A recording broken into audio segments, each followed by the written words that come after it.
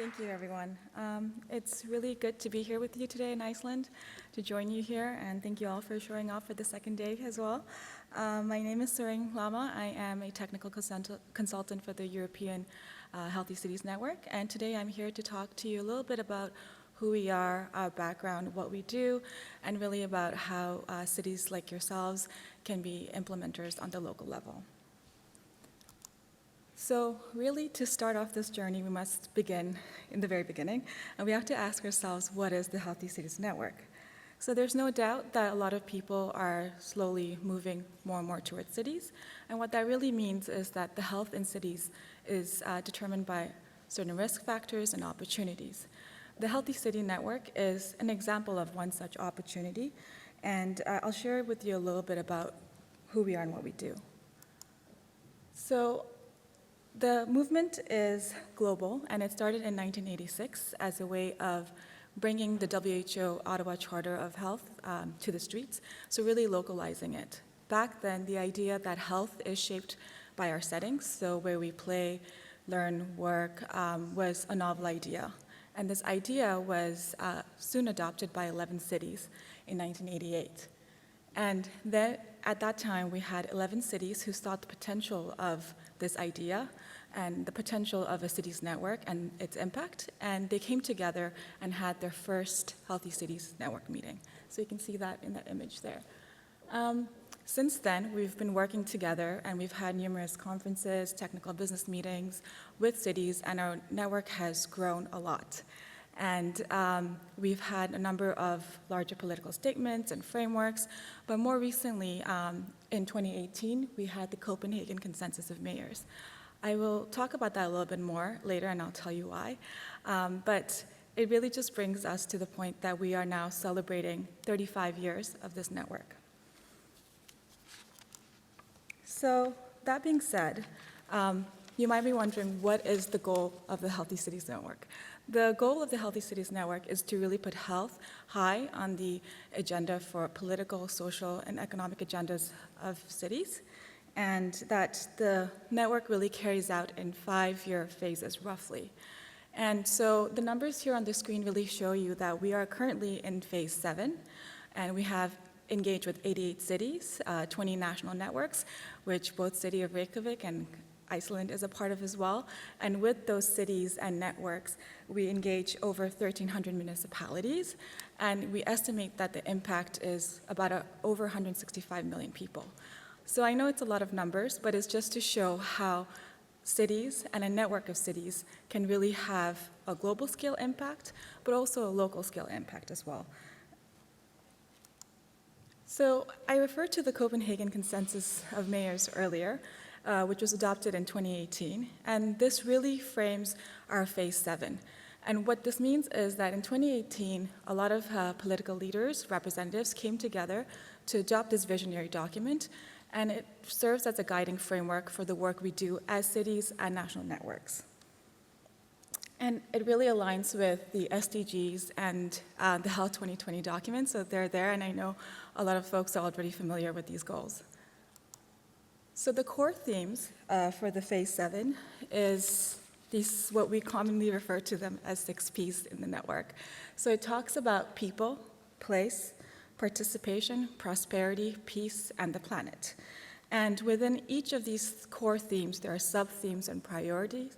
And I'm really touching on this briefly to set the scene, but I can talk about this further at a later time. But each of these themes have areas where we can address health inequalities and what we can do as cities. And these 6 core themes really guide the work of Healthy Cities and the network for the phase 7. So now that I've given you a bunch of information about who we are, you might be wondering, how do we do this and how do we work on a local level to implement? Overall, the actions of cities and national networks, we think, are guided by these 3 sort of core pillars. The first being technical excellence, second being community participation, and third of all, political commitment. And all of these 3 core pillars has been very valuable in driving change on the local level. So I'm going to spend a little bit of time showing you some examples of what this means and how we do it. In terms of technical excellence, so I refer to our network as being a big alliance. So what this really means is that our network is composed of a lot of experts in varying areas. We have advisory committees, scientific committees, which really guide the technical work and the network as a whole. We also have work groups and task force. And right now there are 4 up there, but they are one of the 4 key ones at the moment that are active, and these issues are really core to a lot of cities across the European region. So it includes healthy aging, place health inequalities and well-being, environmental health, and alcohol. And what the purpose of this work group and task force is to really come together as member cities and national networks to build evidence, to share with each other their experiences, and also know what effective strategies are working across cities. And what happens within these workforces and task force is that then cities adapt those effective strategies to their local context. So it's quite powerful in terms of how our network comes together to build evidence that is relevant and practical for each context. The second part that also Janis referred to earlier and others have is about community participation. We see time in and time out how transformative it is when we engage communities and what it means when they're able to make decisions, and how all of this really feeds into empowering communities and building a sense of trust. And I know this is probably not new to a lot of you, but it's just to really reiterate that cities within the network are already taking on this approach. They're doing this very well. We see it from examples of, engaging older adults to prevent social isolation in COVID-19, or to building healthier places, that the key to all of this is engaging our communities. That brings me to the third pillar, last but definitely not the least, is the political commitment part of it. And what here we mean is that the power of local leaders to give voice on an international and platform can't be understated. And what this means is that our political committee is formed with leaders across the network from across the cities, and they've come together to commit to certain approaches and priorities. An example of this is in last year's annual business meeting, leaders came together to adopt this political statement that you see on the screen. This is just one example, but it's on One Health. And we saw in COVID-19 that the intricacies of today's public health challenges can't be addressed alone. There's not one city, one sector, that can address our challenges, and it really hones in on how we have to work together across disciplines and across the whole society. So really, an example of this to just show you that the leaders came together and agreed upon this One Health approach and signed this political statement last year. And I mentioned this because in April, we had a hybrid meeting in Cork City, Ireland. And again, the leaders came together, but this time to discuss how do we localize it. And I think that's the power of the network. It's to bring these larger frameworks, these larger approaches like the Wellbeing economy or the One Health, and to really put it on the ground and what that means. So we had the city of Reykjavik also participate during this meeting as well, and there were contributions made at that time. So this is just to reiterate an example of the power of local leaders in pushing the work forward on the ground. And just to add on to that is another example to share with you what the network is working on that's upcoming. And this is, again, to emphasize that the collaboration goes beyond borders and beyond the region. So currently, the WHO European region is collaborating with the WHO Western Pacific region and their Japanese Alliance for Healthy Cities to conduct a study tour to bring along leaders together and to sort of exchange knowledge on what's working in Japanese cities. So we have planned 4 to 5 cities on age-friendly cities, urban environment, urban agriculture, green spaces, blue zones, etc. And we have this tour coming up. And this is just another example of how the network facilitates this platform for knowledge sharing. And it really will bring together political leaders from various regions. So you may be wondering, how do we take this forward? How does this all relate to the Wellbeing economy approach? So I have on my screen here a proposal that we worked with the WHO Venice office to create a pilot of sorts. And this pilot is a proposal at the moment. We launched it just recently, and we've received a lot of interest from cities and national networks.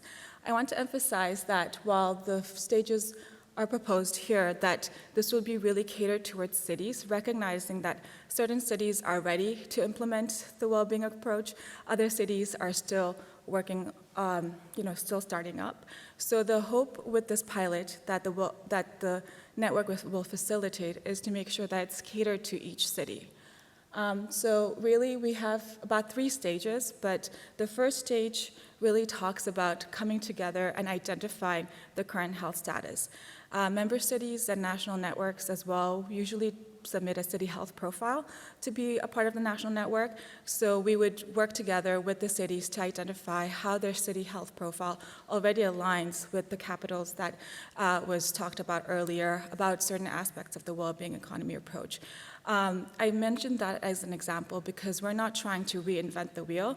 It's to re-emphasize that cities are already carrying out a lot of this important work, and it's a matter of sort of aligning and supporting them to facilitate the adoption of this well-being economy approach. And so the second stage is to identify city well-being goals and visions. So again, it's more of a discussion to see, okay, come on the same page to be like, what does well-being mean for our city? The later stages really talk about then bringing together local stakeholders, talking about and drawing up a implementation plan. What are some indicators? We heard yesterday there's a lot, or there's one. So I think it's the idea that we really have to tailor these indicators to measure the requirements of the city. So again, we would identify an implementation map accordingly and support cities with that. And again, can't re-emphasize the importance of community participation as long as also making sure that the implementation includes the community throughout their whole process and not sort of near the end where it's time to make a decision. So that's really important here as well. And lastly, it's to come together again, pick up on certain learnings, and also identify how can we now scale up beyond a pilot. So this pilot, the idea of this pilot is to be a stepping stone to bring cities together, to exchange that learning, but then go back and see how we can integrate it within our systems and whichever cities or systems that we work into. So this is a brief idea on this pilot that we are initiating. We're hoping to kick this off in the next couple of months, and we're quite excited to bring the cities together. So with all of that, you may be wondering, so what next? So along with the pilot, you'll see that the network is here to continue to support local governance in whether it's implementing health in all policies through our technical excellence and through our technical experts as well. The network is here to, even the study tour is an example of how is there potential where we can twin with other cities and learn from them. We will continue to also work with cities in supporting them in showcasing good practices. Yesterday we heard a lot in terms of needs for that and certain tools that are necessary to allow cities to be able to implement this sort of work. We also are working towards increasing buy-in and capacity building. So the technical excellence that I was speaking to earlier also really feeds into strengthening the capacities on the local level. We understand that there's a lot to do and our local authorities and individuals are doing the best they can. So we're here to support how to build onto the capacity, and we have a number of things sort of planned in our pipeline. And lastly, it's the overall understanding that we're here to promote the health and well-being for all, and to continue to add to the Geneva Charter of Well-being. So I do want to leave this with you to think about and to understand that being a healthy city isn't a status at a certain point. It's a continuous journey. There is unfortunately no finish line. There's always more to do on how we can adapt to make sure that the communities are thriving, that they're happy, they're healthy. And so I'll leave that for you to think with, and I do encourage you to all engage with the Healthy Cities Network if you haven't heard of us or if you're curious as well. I'm happy to answer any questions about what we do, but I just want to thank you all for your attention and your time.